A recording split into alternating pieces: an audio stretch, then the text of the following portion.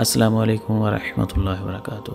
Social media کے ساتھیوں، امید کرتا ہوں سب خیریت سے ہوں گے۔ آج اس ویڈیو میں ایک بڑے اہم نقطے کی طرف آپ کی توجہ مرکوز کروانا چاہتا ہوں، اور وہ قرآن پاک کی تلاوت کے حوالے سے ہے۔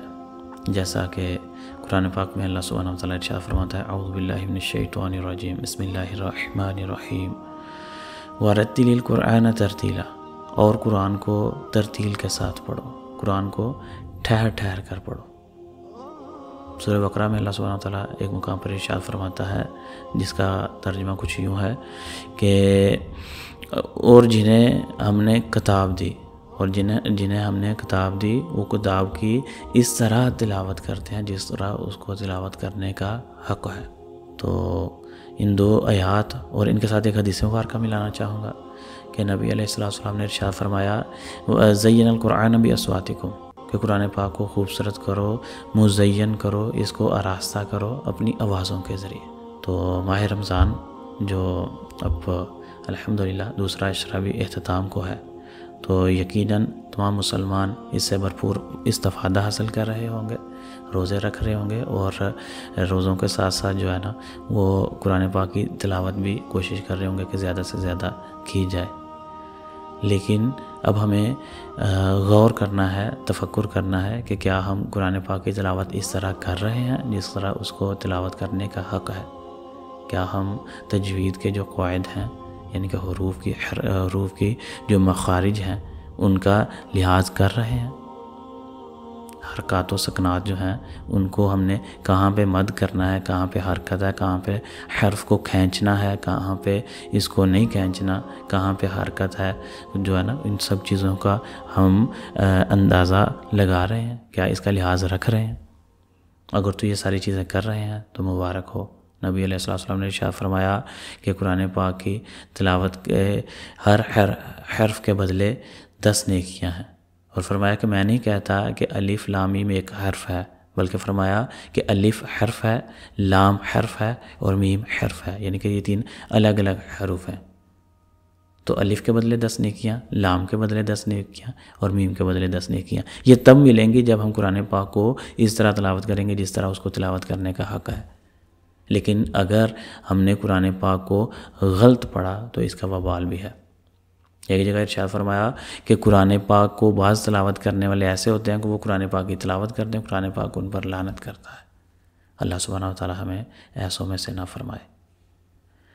تو تلاوت قرآن پاک جو ہے یہ تبھی ممکن ہے جب ہم نے پراپر تجوید سیکھی ہو، اور کسی ماہر قاری کے ساتھ ہم نے وقت لگایا ہو اور قرآن پاک کو کس طرح تلاوت کرنا ہے یہ سیکھا ہو۔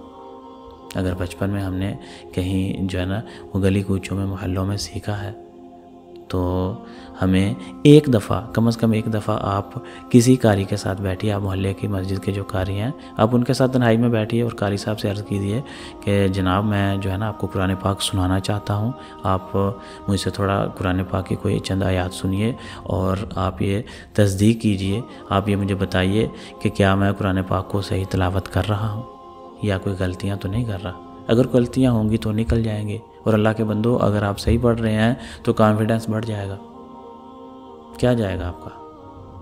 لیکن غلطی آج نکل گئی تو آج کے بعد آئندہ آپ جب بھی قرآن پڑھیں گے تو آپ کا قرآن جو ہے وہ آپ کے لیے باعث رحمت بنے گا۔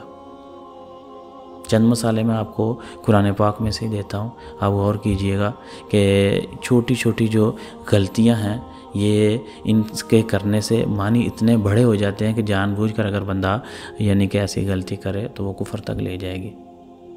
لفظ ہے قلب اور قلب، جو گول قاف کے ساتھ قلب ہوگا اس کا مطلب ہے سینہ۔ جیسے اللہ تعالیٰ کی جگہ ارشاد فرماتا ہے سورہ رعد میں، الا بذکر اللہ تطمئن القلوب، وہاں پہ وہ گول قاف والا قلوب ہے۔ اور سورہ کہف میں جہاں پہ اصحاب کہف کے کتے کا ذکر ہوا تو وہاں پہ بھی لفظ قلب ہے، وہ کتاب والا کاف جو ڈنڈے والا کاف ہے اس کے ساتھ وہ حرف، وہ لفظ، وہ کلمہ لکھا جاتا ہے۔ اگر بندہ قلب اور قلب میں فرق کرے گا تو جہاں پہ قلب پڑھنا تھا وہاں پہ قلب پڑھے گا، اور جہاں پہ قلب پڑھنا تھا وہ پڑھ سکے گا۔ اور جس بندے کو قاف اور کاف میں فرق ہی نہیں پتہ تو وہ کس طرح ممکن ہے کہ وہ ان میں جو ہے نا وہ تضاد کر پائے گا۔ حمد کے معنی ہوتے ہیں تعریف، اور حمد کے معنی ہوتے ہیں بیماری۔ اب الحمد تو اس سے دیکھیے کہ یعنی کہ تمام تعریفیں، اور الحمد تمام بیماریاں، کہاں پہ معنی چینج ہو جائے گا؟ اب وہ قرآن پاک میں جو لاسٹ میں آیات صورتیں ہیں جن کو ہم 4 قل بھی کہتے ہیں، تو وہاں پہ دیکھیے گول کاف بڑا کاف ہے، قل، اس کا مطلب کیا ہوگا؟ کہہ دیجیے، فرمائیے، کہیے، کہو۔ لیکن اس کی جگہ اگر چھوٹا کاف پڑھ دیا کل، تو اس کا مطلب ہوگا کھائیے، کھاؤ۔ اللہ تعالیٰ فرما رہا ہے قل هو اللہ احد، کہہ دیجئے کہ اللہ ایک ہے۔ اور اگر ایک بندہ قاف اور کاف میں فرق نہیں کر رہا تو وہ قل هو اللہ احد معاذ اللہ اگر اس طرح پڑھ دے گا تو اس کا معنی کیا پڑے گا؟ کہ کھاؤ، اللہ ایک ہے۔ کچھ معنی بنے گا؟ نہیں بنے گا۔ یہ ایسے ہی سورہ کوثر میں آپ دیکھیے کہ لاسٹ آخری آیت میں اللہ سبحانہ وتعالیٰ فرما رہا ہے فَصَلِّ لِرَبِّكَ، اپنے رب کے لیے نماز پڑھیے، وَانْحَرْ، اور قربانی کیجیے۔